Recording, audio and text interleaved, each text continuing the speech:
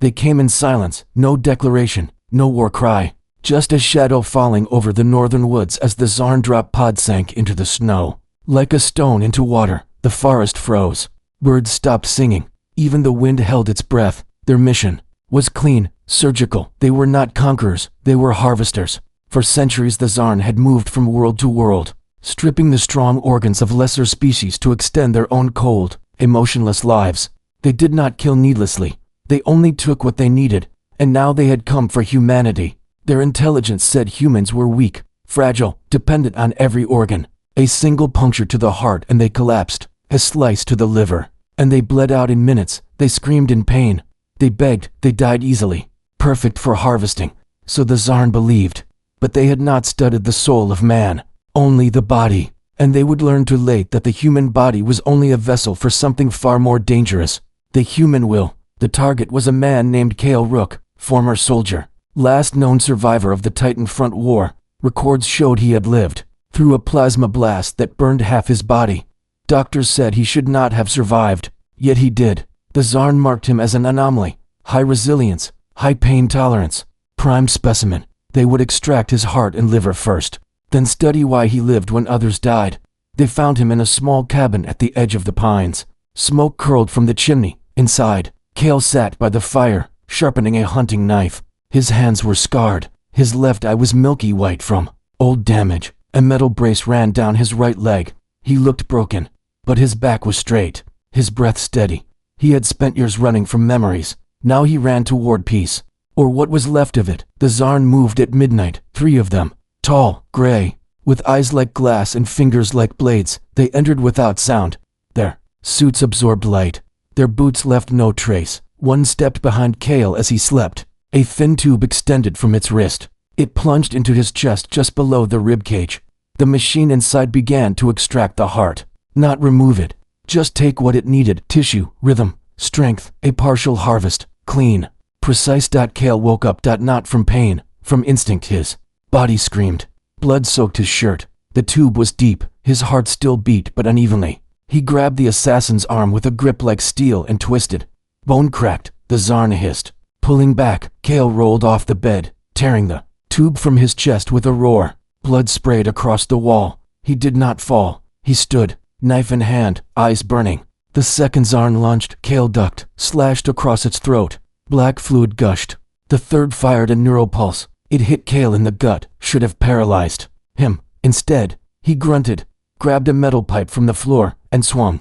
It crushed the alien's skull. The creature dropped like stone. Kale was bleeding from the chest. His breath came in gasps. His vision blurred. He should have collapsed. But he did not. He dragged himself to the closet, pulled out an old combat rifle, loaded it with shaking hands. Then he stepped outside into the snow. The Zarn command ship hovered above the trees. A beam of light scanned the area. They could not believe what their sensors showed. Subject Kale Rook, heart damaged, blood loss over 40%, yet still mobile, still fighting. Impossible. Their leader ordered immediate extraction. But Kale was already moving. He followed the footprints in the snow. Each step sent fire through his body. His heart stuttered. His lungs burned. But he kept going. He found their pod. 2 more Zarn guarding it. He fired. One died instantly. The other raised a shield. Kale charged. The blast hit him in the shoulder. He fell, rolled, threw his knife. It buried in the alien's eye. He crawled inside the pod. There were tools, medical devices, tubes, wires. One machine showed a map of human organs, highlighted in red: heart, liver, kidney, spine. They were not just killing. They were cataloging, planning. This was not war. It was farming. Kale spat blood on the screen. He found a data chip, stuck it in his pocket. Then he set the pod to overload, dragged himself out, crawled through snow, blood behind him like a trail. When the explosion came, it lit the sky. Back at the cabin, he patched himself with old field medicine, sewed the wound, injected painkillers, sat by the fire, took out the chip, put it in his old console. Files poured out, lists of human targets, harvest schedules, organs ranked by value, and a message from the Zarn High Command: begin mass collection. The species is docile, minimal resistance expected. Kale laughed, a deep, broken sound. Then he stood, walked to the mirror, looked at his face, scarred, tired, dying maybe, but alive. You wanted to see what we are made of, he whispered to no one. Let Mi Shou Yao opened the radio channel, the one used by veterans, the forgotten, the ones who had nothing left but fight.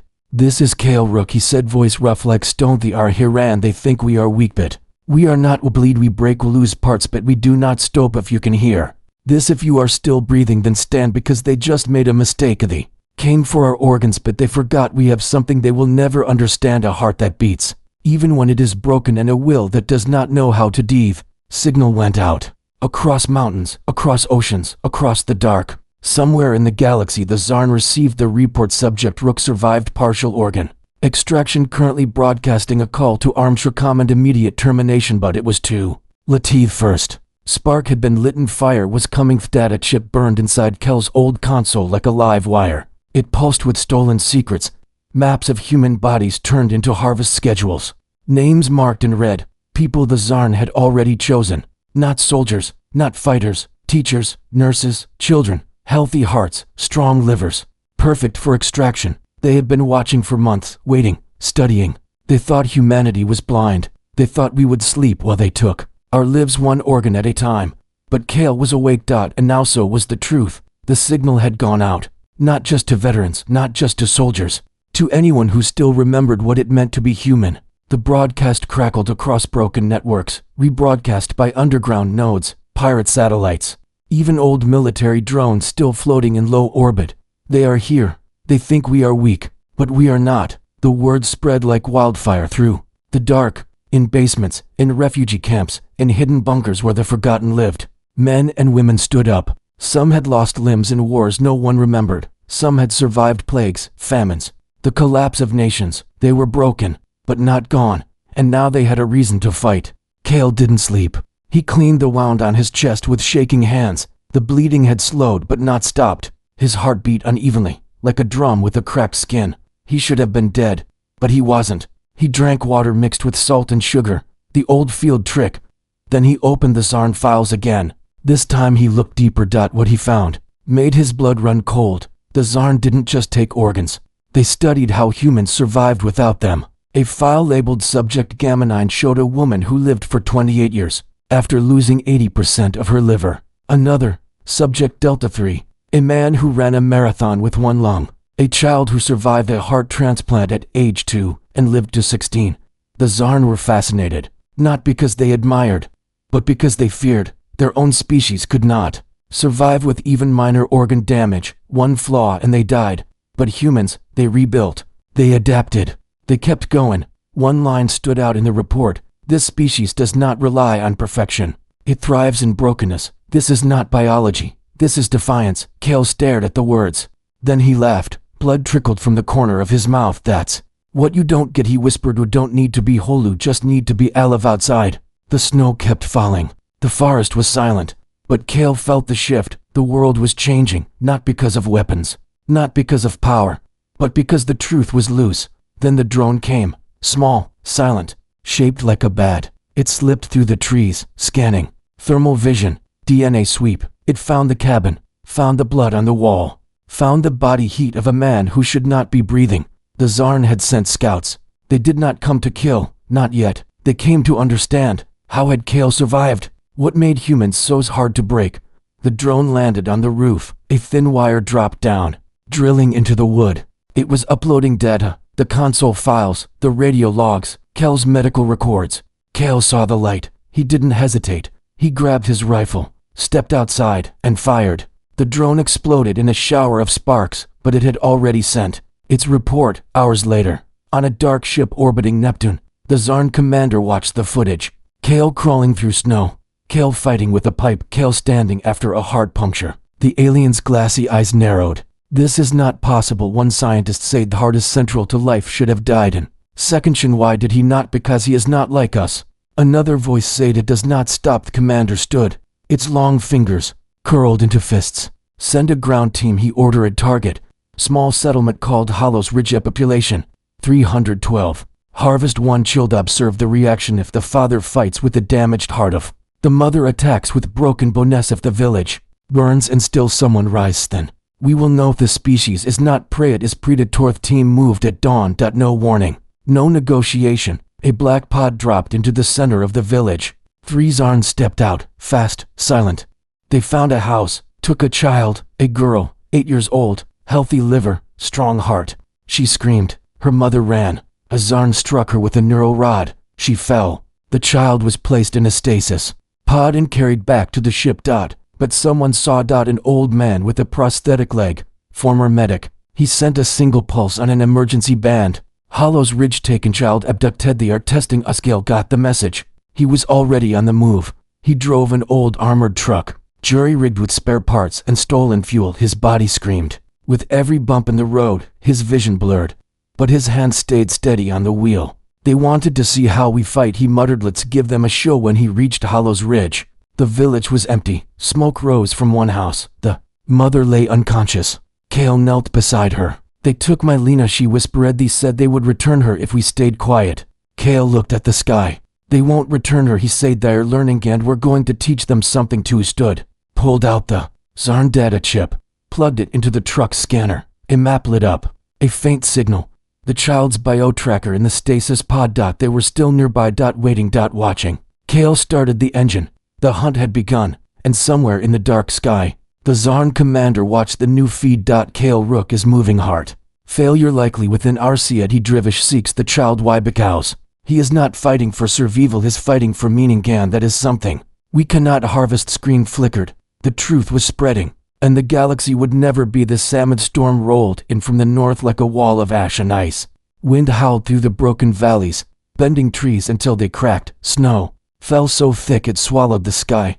In the middle of that fury, a single vehicle crawled forward. An old armored truck, its engine roaring like a wounded beast, its tires chained to rock and frozen earth. Inside, Kale Rook gripped the wheel with hands that no longer belonged to a living man. His skin was pale. His breath came in short gasps. Blood soaked the bandage on his chest, spreading like a dark flower. The heart puncture was killing him, but not fast enough. He could feel it, the organ stuttering, misfiring, struggling to push blood through a body that should have given up hours ago. His vision blurred at the edges.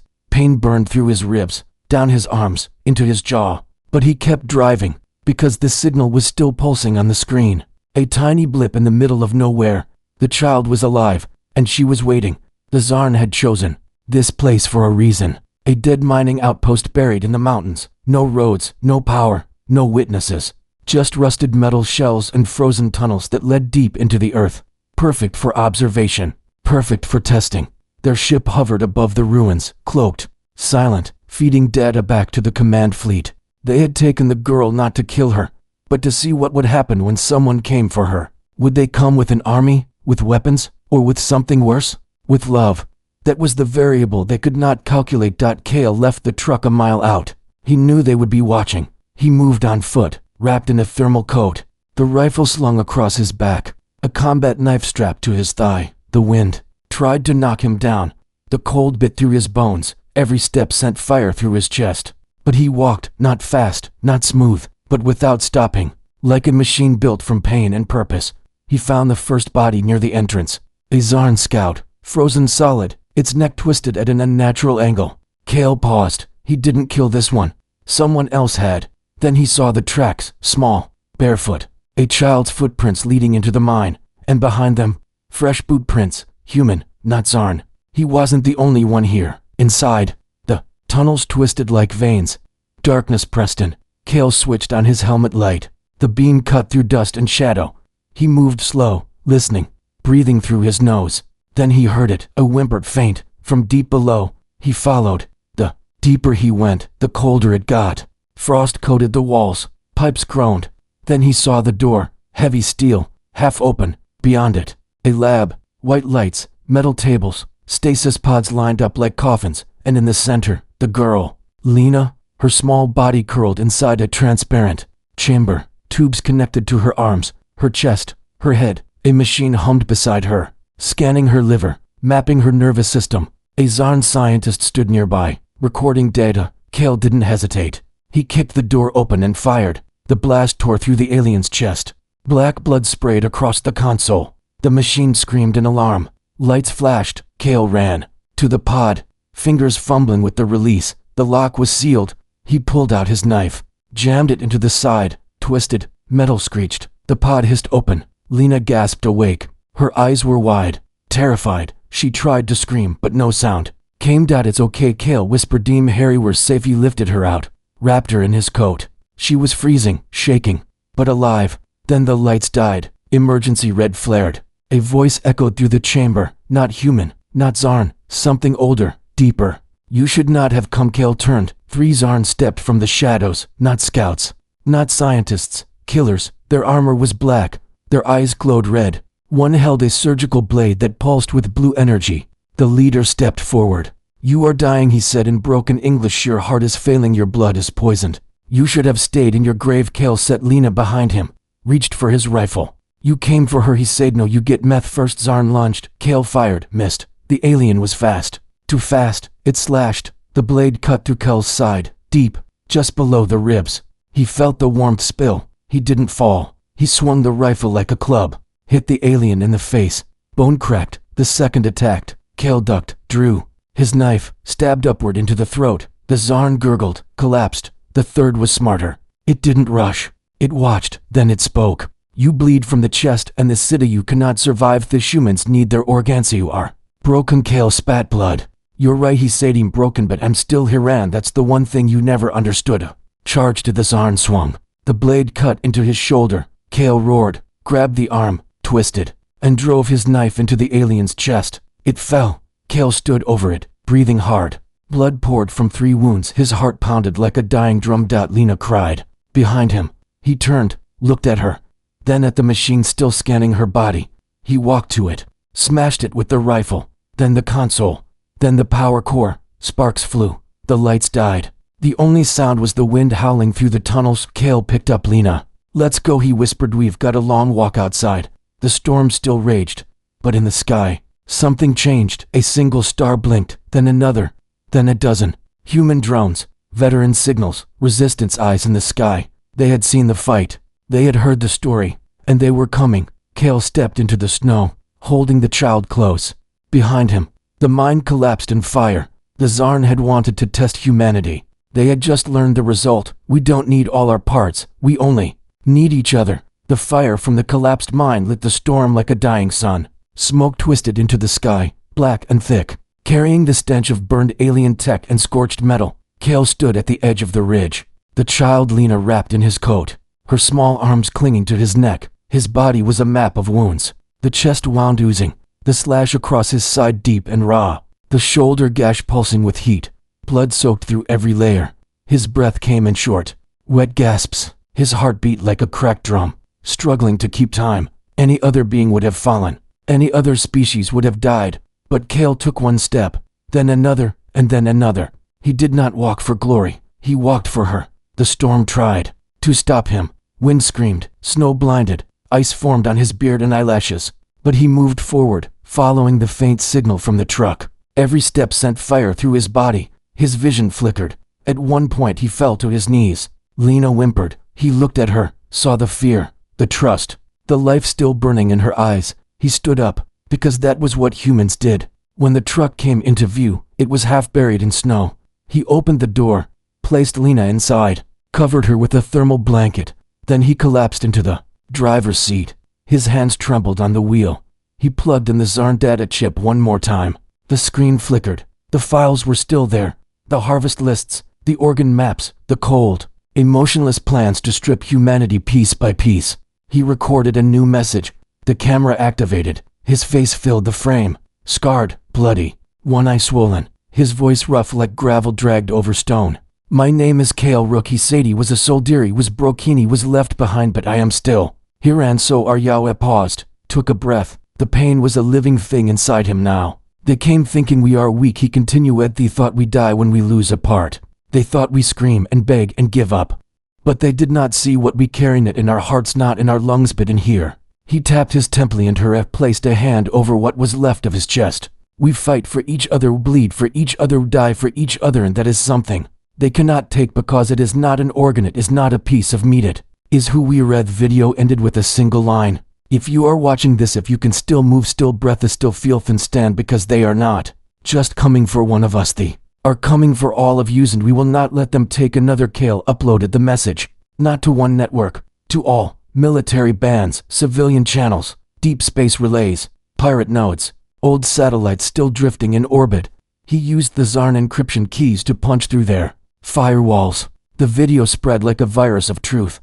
Within minutes, it was everywhere. In underground bunkers, veterans with missing limbs watched and stood. In city ruins, doctors who had saved lives with nothing but willpower replayed the words. On distant colonies, miners, farmers, teachers, people who had never held a weapon, saw the broken man in the snow and felt something ignite. This was not a call to war. It was a resurrection. A woman in New Texas took her father's old rifle from the wall.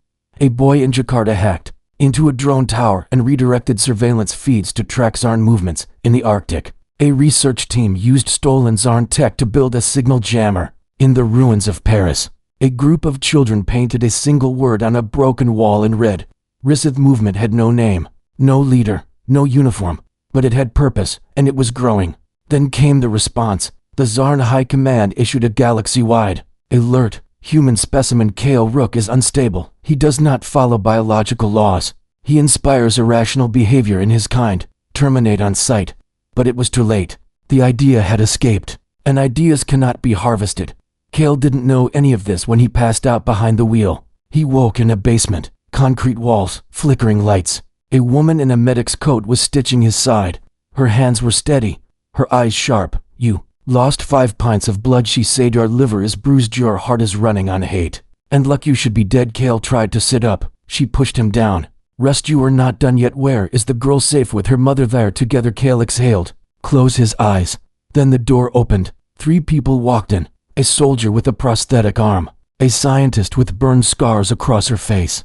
A young man with no legs but a fire in his eyes. We read your message, the soldier said. We're not waiting, we're coming with you. Kale looked at them. Not as strangers, as family. You don't have to do this, he said. Already did, the scientist replied. You showed us what we know. We show them outside. The snow had stopped, the sky was clear, and in the distance, lights moved across the land. Not ZARN.Rs. The storm had passed. The fight had just begun. The sky above Earth split open with fire. Not from human guns, not from warships, but from the Zarn. They had seen the videos.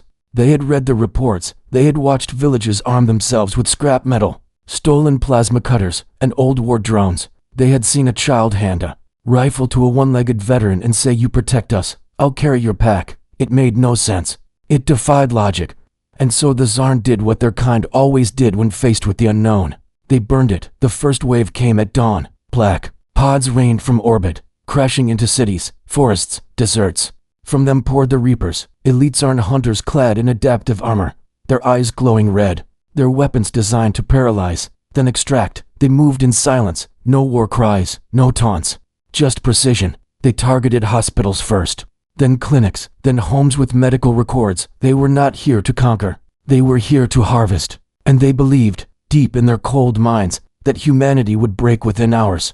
But they did not know what a hospital truly was. In New Berlin, doctors refused to flee. They moved patients into underground tunnels, sealed the doors, and armed themselves with shock prods and surgical lasers. When the Zarn broke in, they found not victims, but warriors.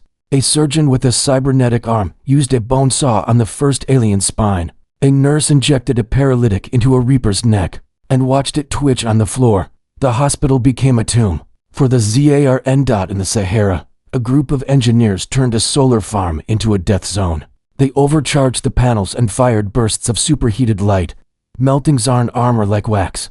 One man, missing half his face from a past explosion, stood on a tower and laughed as the aliens screamed. You wanted organs, here's heat stroke. But the real war was not in the streets. It was in the mind. Kale was still alive. Barely. His body was failing. The doctors said his heart would stop within days.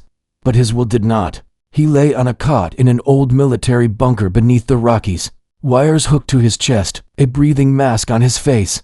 Yet his eyes were open, watching, thinking, planning. They don't understand pain, he said to the others gathered around. They avoid it, they fear it, but we carry it, wear it like armor. A woman with a scarred neck nodded. She had survived a Zarn extraction attempt 2 years ago. They took her thyroid, she lived. So we use it, he said, to turn their strength into weakness. Shall take what they come for and we give it back. The plan was madness. Simple, brutal, perfect. Human medics began removing organs, not to save lives, but to bait. Healthy kidneys, strong livers, hearts from donors who had died in peace. They packed them in stasis pods and placed them in the open, in ruins, on hilltops, in the middle of dead cities. Each pod carried a signal, prime specimen, unprotected. Come and take it. The Zarn took the bait. They sent harvest teams, every time. They walked into a trap. In Chicago. A pod sat in the middle of a broken highway. Two Zarn approached. The moment they touched it, the ground exploded, not with fire, with sound. A sonic pulse ripped through their nervous systems, liquefying their inner organs. They collapsed, twitching, their perfect biology undone by a weapon, built from old concert speakers and war-era tech. In Moscow, a liver pod was rigged to a drone swarm. When the Zarn opened it, hundreds of tiny blades shot out, slicing through their suits, their eyes, their joints. They fell like statues in the snow. But the most devastating attack was not physical. A young hacker, born without legs, raised in a refugee camp, broke into a Zarn neural relay. He didn't send a virus, he sent memory. He uploaded raw human moments, a mother singing to her child, a soldier crying over a fallen friend, an old man placing flowers on a grave. He sent grief, love, sacrifice, joy in the middle of pain. The Zarn machines could not process it. Their logic cores overheated. Their soldiers froze mid-step. One commander was found staring at a wall, repeating a single phrase over and over. Why do they weep and still fight? The war was changing. No longer were humans running, they were hunting. Kale watched the reports from his bed. His heart monitor beeped unevenly. His skin was gray, but his eyes burned. They think we are weak because we feel he said, but it is our feelings that make us unbreakably. A soldier stood beside him. We've taken 3 pods, destroyed 6 harvest teams, but their mothership still orbits Mars. Gale nodded. Then that's where we go. You can't. You're dying. You've been dying since the war began. This is just the end of the road. Well, go with Yana. This is my fight, and I won't let you die for May already did. Kale looked at them, at the faces of the broken, the scarred, the forgotten. You don't get it, he whispered. I'm not doing this for me. I'm doing it for every human they ever took, for every child they scared, for every heart they thought they could own. I'm going to show them what it means to be human. Days later, a stolen Zarn shuttle broke through the atmosphere. It was small, unarmed, unshielded, but fast. Inside, Kale sat alone, his body wrapped in medical tape and pain suppressors. A bomb rested on his lap, not just any bomb, a core disruptor, built from reverse-engineered Zarn tech. It would not just destroy the mothership. It would infect it. As the shuttle climbed into the void, Kale opened a final channel. If you're hearing this, if you're still standing, then know this: we're not perfect, we're not strong in the way they air, but we rise every time we fall, fight every time we break, and we do it not because we want to live, but because we refuse to let darkness win. This is not the end, it is the beginning. Signal cut. The shuttle vanished into the stars. Behind it, across Earth, millions looked up. And waited. The galaxy held its breath, and somewhere in the void, a broken man flew toward a god of death. With nothing but a heart that refused to stop, and a soul that knew no fear. The shuttle cut through the void like a needle through skin, silent, small, unarmed, a speck in the endless dark between Earth and Mars. Inside, Kale Rook sat motionless, his body held together by wires, painkillers, and will. The heart monitor on his arm beeped in uneven rhythm, slow, strained, like a drum with a broken hand. Blood seeped through the bandages on his chest and side. His breath fogged the inside of the helmet. He should have been dead, but death had learned to wait its turn. The Zarn mothership loomed ahead. It was not a machine.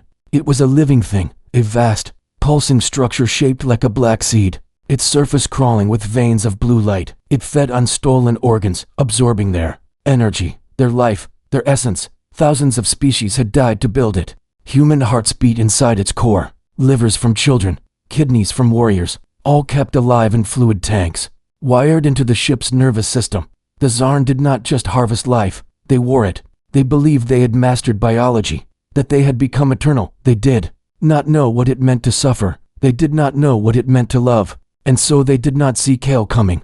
The shuttle docked automatically. The Zarn did not stop it. They scanned it, found one human dying, no weapons, no army, just a broken man in a stolen pod. They let him in, curious, amused, a final specimen, a last test. The airlock hissed open. Kale stepped out. He wore no armor, no weapon, just a backpack, heavy, wired, humming with contained fire, the bomb. But he did not come to destroy, he came to show. The corridors of the ship twisted like intestines. The walls pulsed, warm, wet. The air smelled of blood and chemicals. Lights flickered in patterns, alien thoughts, alien logic. Kale walked, slow, limping. Each step sent pain through his body like lightning. His heart stuttered. His vision blurred. But he did not fall. Cameras watched. Sensors scanned. A voice echoed through the hall. "You are dying. It said we are you." Harakale stopped, looked up at a lens embedded in the wall. "Because you took something from us," he said. "Not just organs, not just lives. You took our peace. No, I take yours." Kept walking. He passed chambers filled with glass tanks. Inside, human bodies floated, some whole, some missing parts, all alive, breathing, suffering, their eyes open, trapped. Kale placed a hand on one tank. A man inside looked at him. No fear, just sorrow, and something else. Hope. I single quotes. "I'm sorry," Kale whispered. "Deem too late for Yao, but not for them." He moved deeper. The core was a cathedral of horror, a massive chamber, round, glowing. In the center, a sphere of swirling red and black, the heart of the ship. Round it, thousands of tubes fed in, each connected to an organ, human, alien, all still beating, all still alive. A Zarn commander stood on a platform above, surrounded by screens, data, control panels.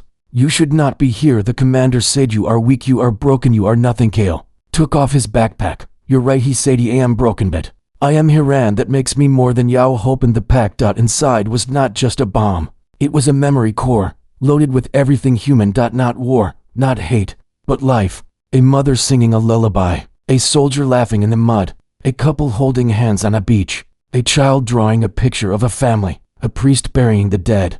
A scientist crying when a cure works. A man forgiving his enemy. Kale pressed the button. The data flooded into the ship's network. The core pulsed. Then shuddered. The Zarn commander screamed as his console lit up with images, not of battle, but of feeling. He saw a woman weeping over a grave. He felt it, not as data, as truth. He saw a man run into fire to save a stranger. He knew why. "This is not logic," the commander shouted. "This is madness." No, Kale said, "This is humanity." The ship began to change. Lights flickered. The walls twitched. The organs in the tanks, they beat faster, stronger, not from command, from response.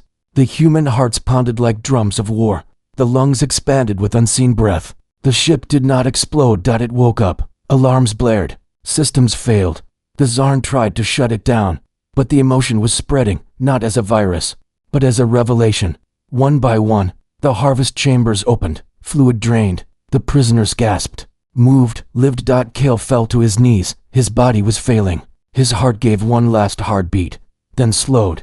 He looked up at the core. It glowed red, like a heart, like his heart. "You don't need to be whole," he whispered. "You just need to feel." He reached into his coat, pulled out a small vial. Inside, his own blood. He threw it into the core. The moment it touched the energy field, the ship roared, not with sound, with song, a deep, resonant tone that echoed through space. On Earth, people looked up. On colonies, soldiers dropped their weapons. Even the Zarn froze, because for the first time in their cold, endless existence, they felt something, not pain, not fear, but meaning. Kale smiled, his eyes closed, and as the ship transformed around him, rejecting its masters, embracing its stolen souls, the last human to enter the heart of darkness became the first light of a new dawn. The war was not one with fire. It was one with truth, and the galaxy would never forget the man who died not to destroy, but to awaken. The silence after the song was deeper than space, not empty, not dead, but full, like the universe itself was holding its breath. The Zarn mothership no longer pulsed with cold blue veins. It glowed now, a soft, golden light spreading from its core, radiating outward like a heartbeat returning to a frozen body. The black shell cracked in places, not from damage, but from growth. Tendrils of light curled into space like roots seeking soil. The ship was changing, not broken, not destroyed, alive. And it was no longer theirs. It was ours. On Earth, the first sign came as a pulse, not on radar, not on cameras, but in the minds of those who had lost someone. A mother in Nairobi woke from sleep, tears on her face, hearing her son's voice say, "I'm okay." A soldier in Reykjavik stood at attention, feeling a hand on his shoulder, the touch of a brother lost in battle. A child in Mumbai looked at the sky and whispered, "Thank you." No one knew how, no one knew why, but they knew something had changed. The signal reached every human colony, every drifting station, every forgotten outpost. A single image flooded every screen, not of war, not of death, but of Kale Rook, standing in the core chamber, blood on his face, eyes open, voice calm. We are not what you thought. Then silence, then light. Across the galaxy, Zarn outposts shut down, not by force, by choice. Their soldiers removed their helmets. Their commanders stared at the stars and did not give orders. Some ships turned and fled. Others landed, not to attack, but to kneel. One by one, the harvesters became watchers, then learners, then something else. Something new. On Earth, the people did not celebrate. Not at first. They gathered, in cities, in ruins, in fields and mountains. They lit fires. Not for warmth, for memory. Veterans stood beside children, doctors, beside farmers, the broken beside the strong. And they spoke one name. Kale. Not as a hero, as a reminder. A week later, a ship descended, not Zarn, not human. It landed in Geneva, smooth, silent. The door opened, a single figure stepped out. Tall, gray, eyes like glass, but no weapon. No armor. It walked forward, slow, until it stood before the Council of Nations. It knelt. I am Vrax, he said in broken English, commander of the 7th Fleet. I have seen what you are. I have felt what you carry, and I am Sereno. One spoke. We came to take your organs. It continued to believed life was only in the body, but you showed use life is in the solid. We have none until now. It reached into its chest and pulled out a small device, a memory core, glowing red. This is what you gave Usenet, definite hate but love, grief, sacrifice. Do not understand it, but we feel it, and we cannot unfeel. The council leader stepped forward. What do you want to learn? He said to change it or stop harvesting and begin healings. Lens. Again. Then a voice from the back. Then start by giving back what you took. Zarn looked up. We cannot dead. Do not return a bit. The living can open your ships, free the prisoners, return the stolen, and we will show you how to live. Months passed. The galaxy watched, one by one.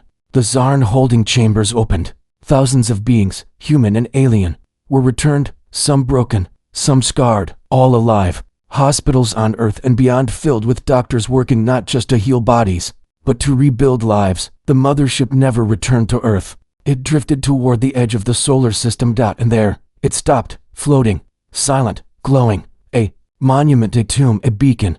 They called it the Heart. And every year, on the day Kale disappeared, ships from every human colony flew to it, not to worship, not to mourn, to remember. A boy once asked his grandfather, a veteran who had fought in the early days, why do we go? Because he said Kale didn't die for us, died with Usen. That is what makes us strong. Years later, a new signal reached deep space. Not from Earth. Not from the Zarn. From the heart, a single pulse. Then words. We remember. And across the stars, in every language, every mind that had ever known loss, pain, or love, someone whispered back, so do we. The galaxy had feared many species, warriors, destroyers, conquerors. But only one made them feel, only one showed them that to be broken is not to be weak, that to suffer is not to surrender, that to love, even in the dark, is the greatest power of all. And so the story was told. Not in books. Not in data, but in eyes that refused to close. In hands that kept reaching, in hearts that beat long after they should have stopped. This was not the end. It was the beginning. Of a species, of a truth, of a promise. We are not fragile. We are human. And we are just getting started. The stars did not shine the same after Kale Rook vanished into the heart of the Zarn mothership. It was not a change anyone could measure with instruments or see with eyes. It was deeper, like a note in a song that had shifted tone, subtle, but impossible to ignore. Across the galaxy, beings who had never heard of Earth began to dream, not of war, not of conquest, but of connection, of loss, of love that refused to die. The signal had spread beyond data, beyond memory. It had become something alive, a whisper in the dark that said you are not alone. On Earth, life did not return to what it had been. It became something else, not perfect, not peaceful, but awake. Cities rebuilt not with steel alone, but with purpose. Schools taught not just science and history, but courage, grief, and the weight of a promise. Doctors no longer saw organs as parts to replace, but as witnesses to survival. Veterans walked through towns not as ghosts, but as guides. Children grew up knowing the name Kale not as a legend, but as a choice. The choice to stand when every part of you screams to fall. The Zarn did not vanish. They changed, stripped of their harvest fleets. They wandered the void in small ships, not seeking to take, but to understand. They visited human colonies not with weapons, but with questions. Why do you cry when you win? Why do you help those who cannot repay you?